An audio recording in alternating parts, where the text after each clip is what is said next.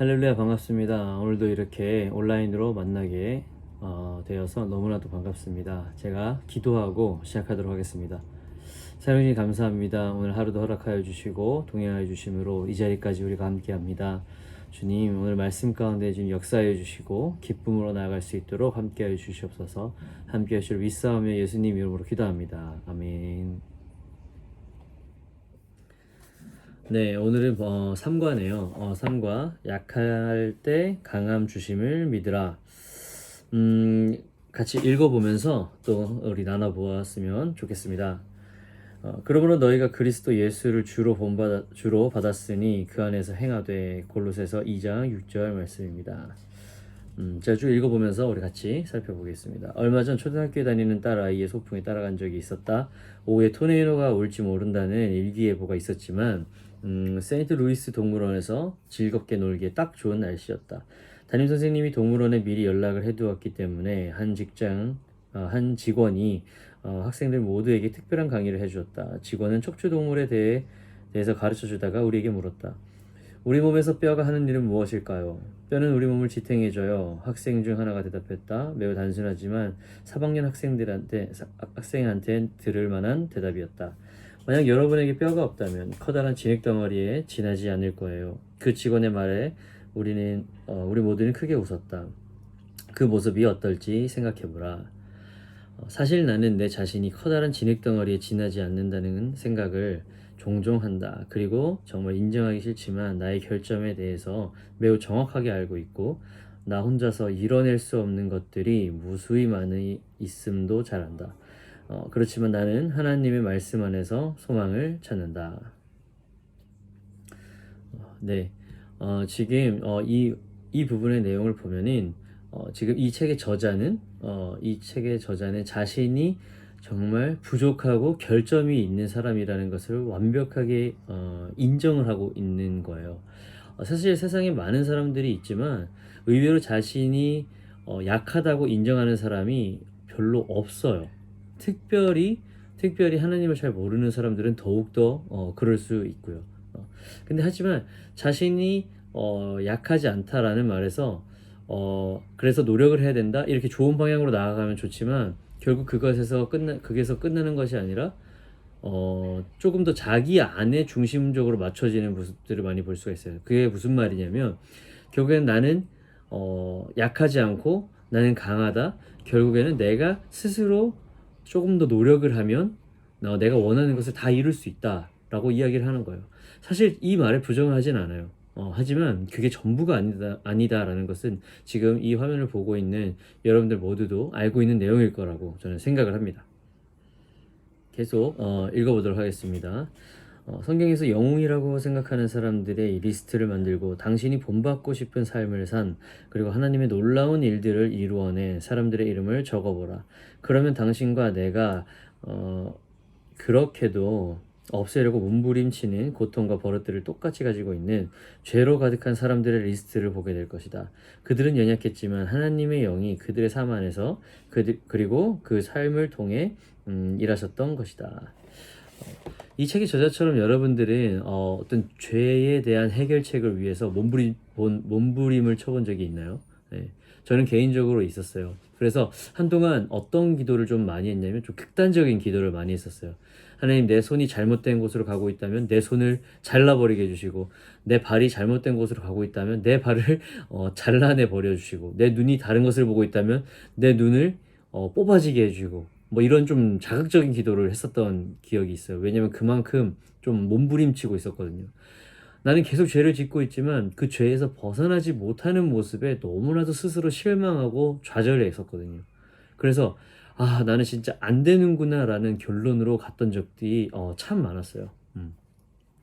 하지만 어, 하지만 시간이 조금 지남에 따라서 중요한 걸 깨달았어요. 내가 내 스스로 몸부림치는 것조차도 사실은 내가 중심이 돼서 내가 해결하고 하려 했던 모습들이 있었다라는 거예요.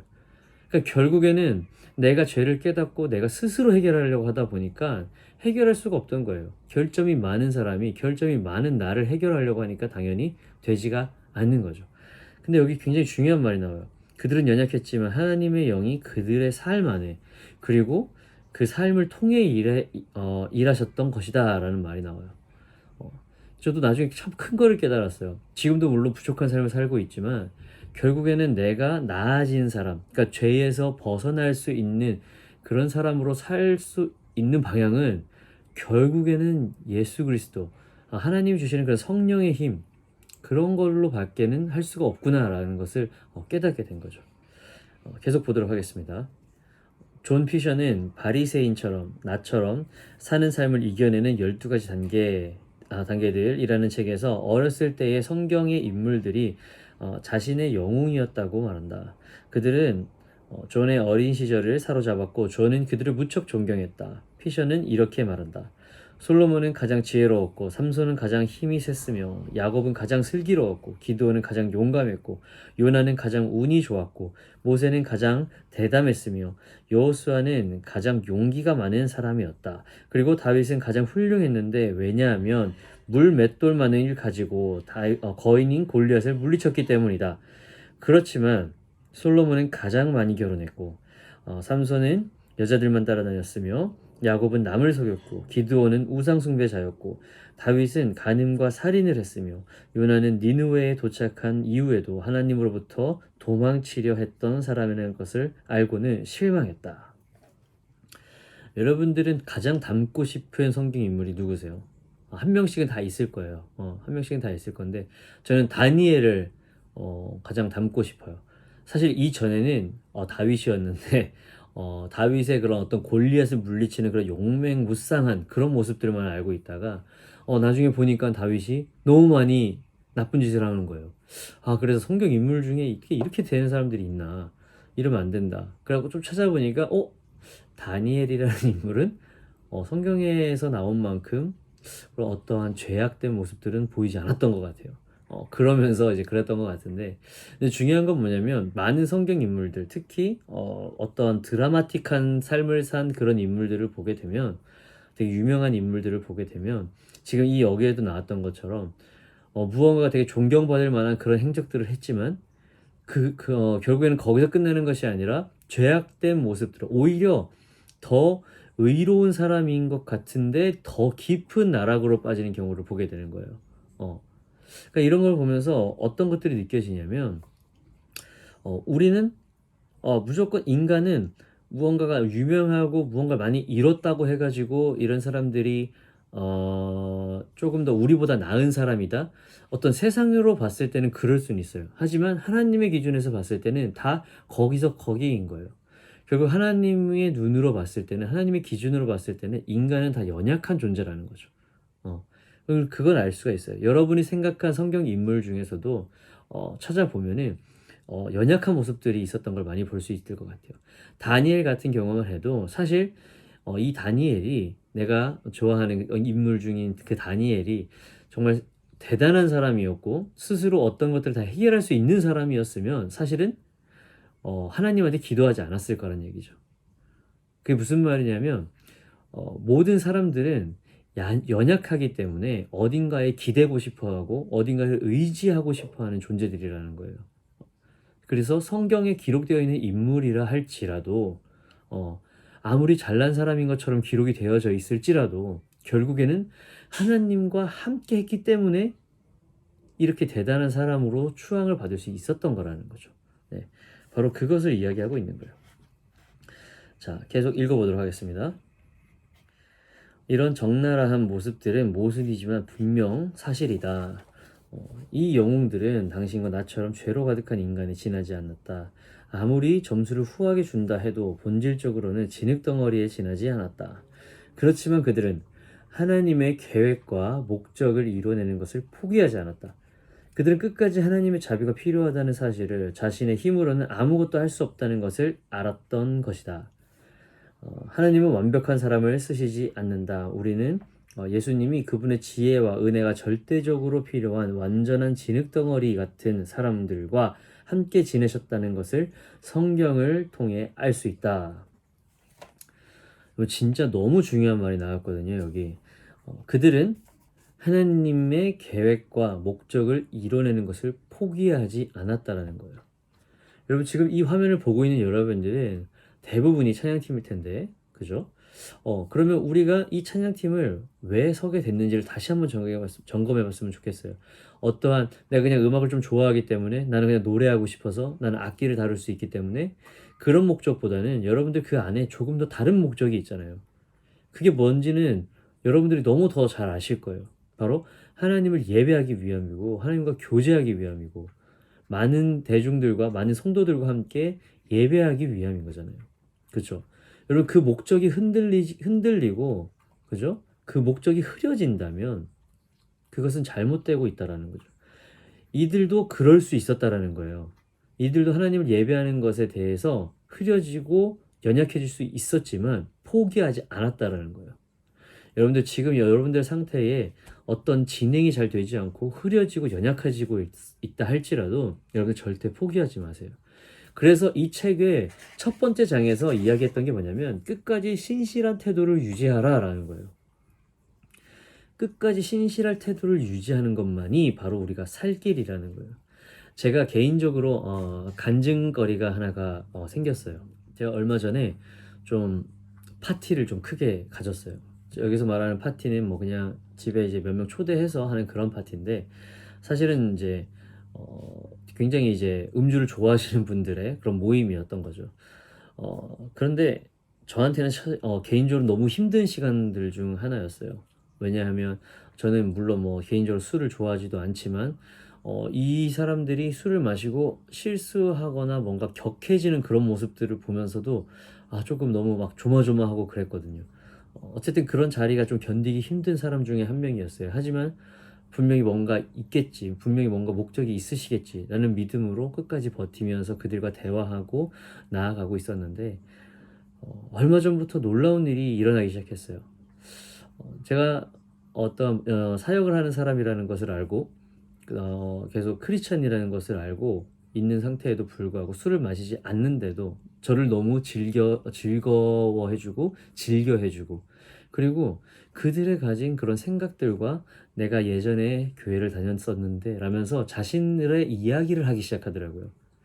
그러면서 조금씩 대화를 했었던 적이 있었는데 얼마 전에 제일 최근에 있었던 그 모임 중에서 두 명, 세 명이 모여서 저랑 깊은 대화를 했었어요. 물론 그들의 삶에 어떤 변화가 앞으로 생길지는 저는 모르겠어요. 하지만 저는 제가 알고 있는 하나님을 그대로 전할 수 있는 기회가 주어졌어요. 왜냐하면 그 모임을 저는 버텨냈거든요. 그 모습 그대로 저는 너무 기쁘더라고요. 너무 감사하고 뒷정리를 하면서 설거지를 하면서 너무 힘이 나고 너무 기분이 좋았어요. 너무 기쁘고.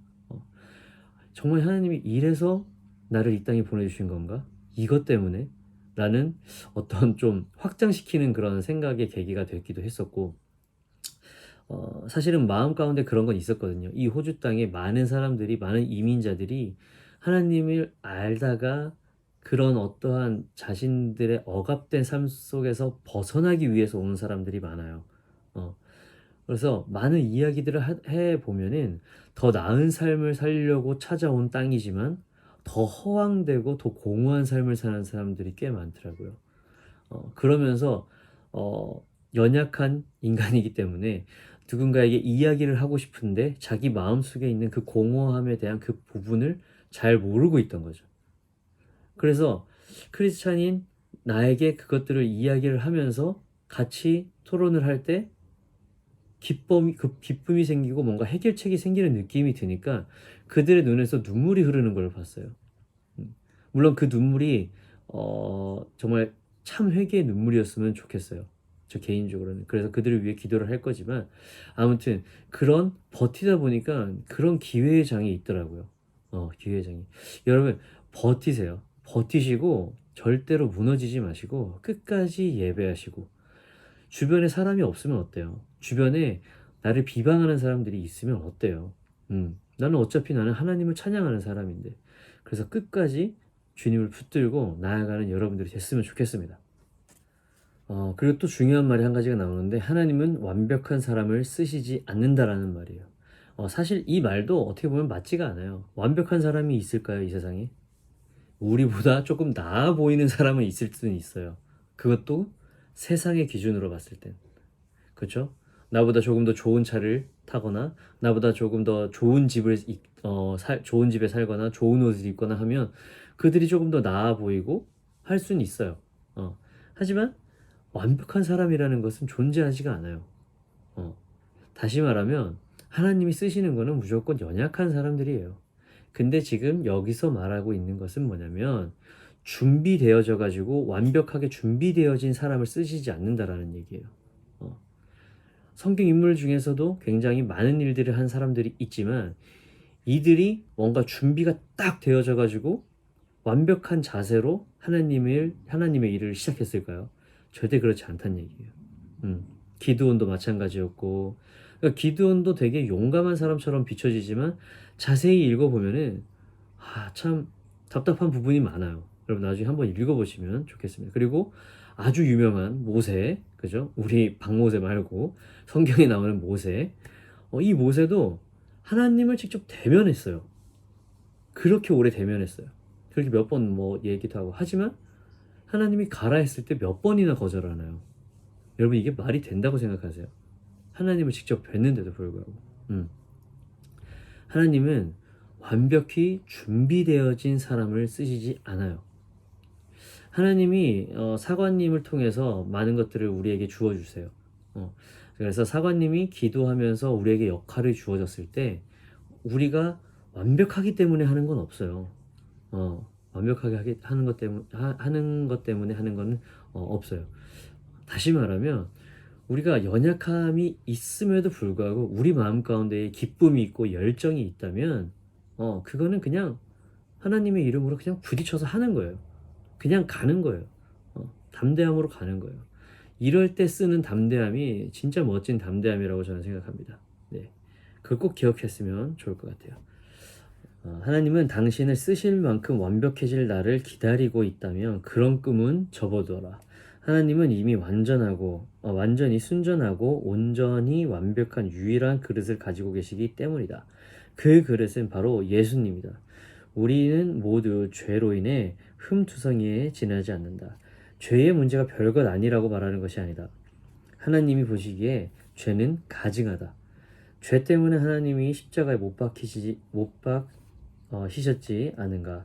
하나님은 죄를 싫어하신다. 그러나 하나님의 은혜는 언제나 죄보다 강력하기 때문에 우리가 그 은혜로 말미암아 무엇이든 할 수 있는 것이다. 죄 없는 삶을 살기 때문에 하나님이 우리를 통해 일하시는 것이 아니라 오직 하나님의 측량할 수 없이 크신 자비 때문에 가능한 것이다. 네, 아멘. 너무 좋은 말씀인 것 같아요. 하나님이 선하신 그 하나님이 우리를 사용하시려면 우리는 선해져야 돼요. 그 얘기는 뭐냐면 우리의 행동들 가운데에 죄의 열매가 맺혀지지 않아야 돼요. 하지만 우리는 하나님을 알고 하나님이 우리를 의인 삼아 주셨지만 그럼에도 불구하고 우리는 죄를 지으며 살아가잖아요. 이게 바로 우리가 뭐 좌절을 해라, 너희들은 안 돼, 이런 얘기가 아니라 그럼에도 불구하고 우리를 쓰신다라는 거예요. 어떤 것으로? 주님께서 주시는 그 은혜로 말미암아. 하나님이 완벽하시니까 우리가 부족해도 된다란 얘기예요.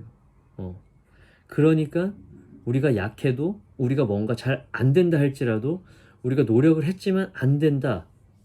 그러면 안 된 채로 믿고 가야 돼요. 왜냐면 우리는 약해도 우리가 어설프게 가도 우리를 통한 하나님의 은혜는 크시기 때문에 제 말을 오해하시면 안 됩니다. 그렇다고 우리가 연습을 하지 말아야 되느냐? 그런 게 아니에요. 여러분들 최선을 다해서 연습을 해야 되고 최선을 다해서 말씀을 묵상해야 돼요. 하지만 그렇다 할지라도 부족한 영이기 때문에 잘못된 것들이 나올 수 있고 뭔가 질이 좋지 않은 것들이 나올 수가 있어요. 하지만 그런 모든 것들을 덮어주시는 하나님의 은혜가 크기 때문에 우리가 그냥 믿고 나가야 된다라는 얘기예요. 여러분들 그 사실 꼭 기억했으면 좋겠어요. 계속 읽어볼게요. 성경은 이렇게 말한다. 그러므로 너희가 그리스도 예수를 주로 받았으니 그 안에서 행하되 당신은 어떻게 해서 그리스도 예수를 주로 받아들였는가?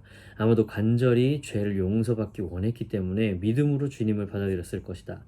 이제 주님을 받아들였으니 주님을 받아들인 그 간절한 마음으로 그분 안에서 살아가라.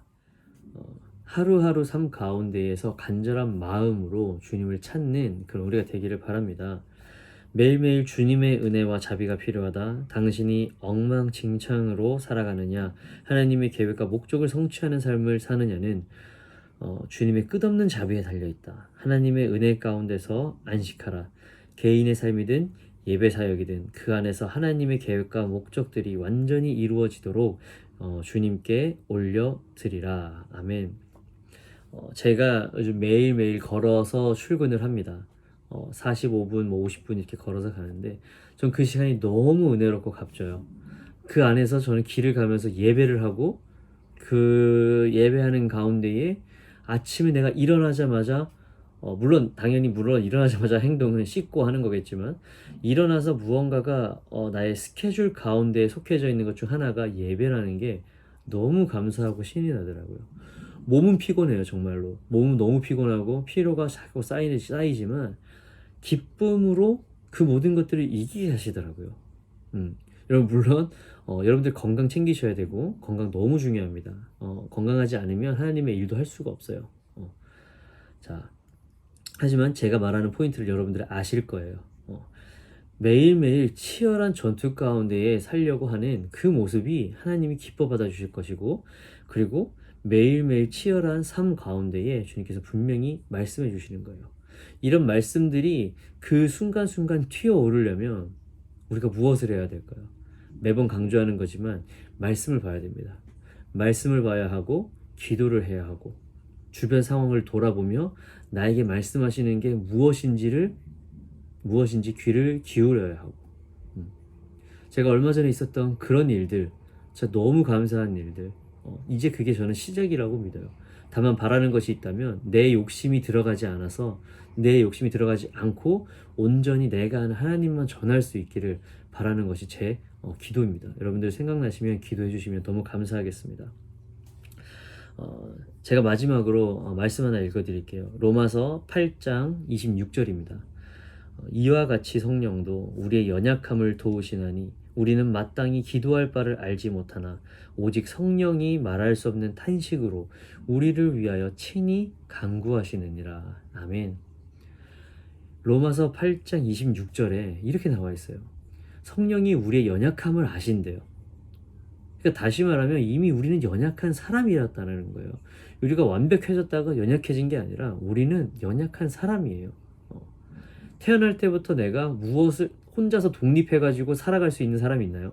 태어나자마자 내가 일어나서 뛰고 이런 사람이 있나요? 아니에요. 자신이 아무리 강하고 내 스스로 모든 걸 할 수 있다라고 생각하는 사람들도 결국 그렇게 할 수 있는 힘이 주어지게 된 거예요. 살아가면서. 다른 사람을 의지하고 부모님의 도움을 받으면서 그렇게 성장해왔기 때문에 그런 주장도 할 수 있는 거란 말이에요. 여러분들이 그래서 나는 스스로 할 수 없다? 이런 말을 하는 게 아니라는 거 여러분 잘 아실 거예요. 중요한 건 뭐냐면 인정할 거는 인정하고 들어가야 된다는 거예요. 여러분들은 선천적으로 악하고 여러분들은 강한 존재가 아니에요. 저를 포함해서. 내가 내 능력을 키워서 할 수 있는 것들 아주 많아요. 전 그것을 인정해요. 하지만 여러분 곰곰이 생각해 보세요. 내 주변 사람들이 없다면, 나를 도와주는 이런 어떤 사람이 없었다면 내가 과연 지금 이 위치에 올라올 수 있었고 내가 과연 이러한 레벨에 있을 수 있었을까라는 걸 한번 생각해 봤으면 좋겠어요. 그리고 이거 조금 극단적인 예일 수 있지만 여러분들이 강하다면 여러분들 숨을 한 5분만 참아보세요.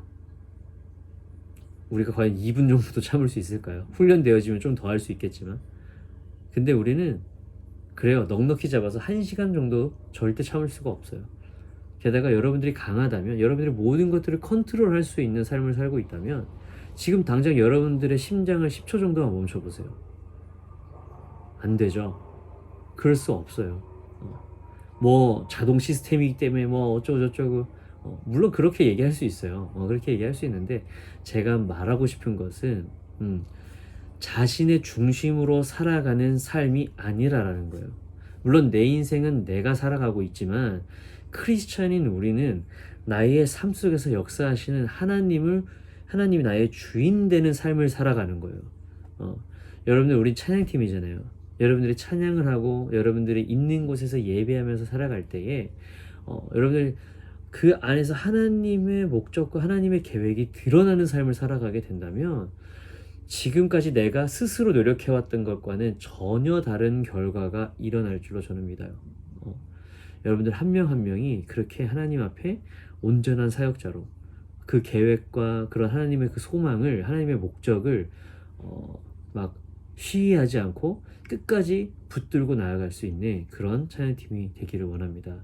아멘. 제가 기도하겠습니다. 사랑의 하나님 감사합니다. 오늘도 이렇게 함께해 주심을 너무나도 감사합니다. 주님, 우리는 연약합니다. 매일매일 가운데에 치열한 삶의 전투로 살아가고 있습니다. 너무나도 힘이 들지만 하나님, 그 안에서 우리는 기쁨을 발견합니다. 그 기쁨 하나 때문에 우리는 살아가고 있지 않습니까?